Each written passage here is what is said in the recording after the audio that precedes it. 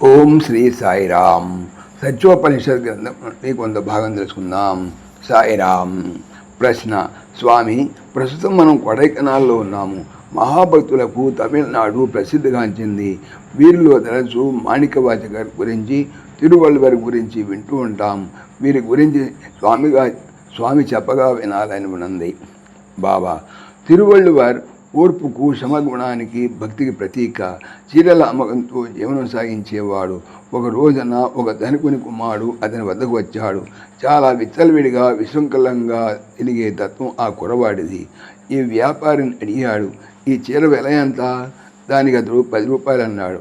ఆ కొంటె కురవాడు చీరని అర్ధానికి చించి, ఇదెంత అన్నాడు.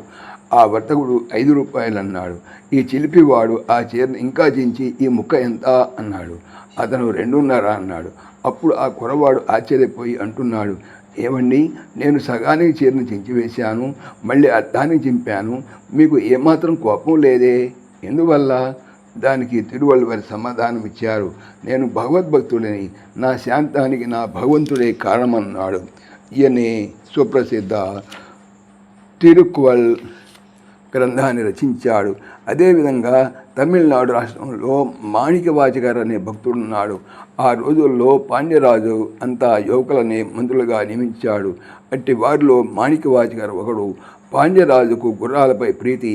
పైకం ఇచ్చి తన దగ్గర లేనటువంటి అత్యంత విలువైన గుర్రాలను విక్రయించి రమ్మని పొరుగు రాజ్యాన్ని పంపాడు. ఈ యువకుడు మార్గమధ్యంలో ఒక పాడుబడిన దేవాలయాన్ని చూసి తన దగ్గర ఉన్నటువంటి సొమ్మును ఈ దేవాలయాన్ని పునరుద్ధరించుటకు ఖర్చు చేశాడు. ఇది తెలుసుకున్న రాజు మండిపడ్డాడు.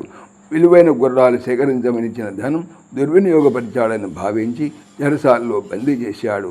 రాజు తర్వాత పశ్చాత్తాపడి అతడిని విడుదల చేసి బాధ్యతలు స్వీకరించమన్నాడు.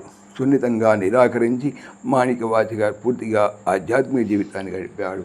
సాయిరామ్.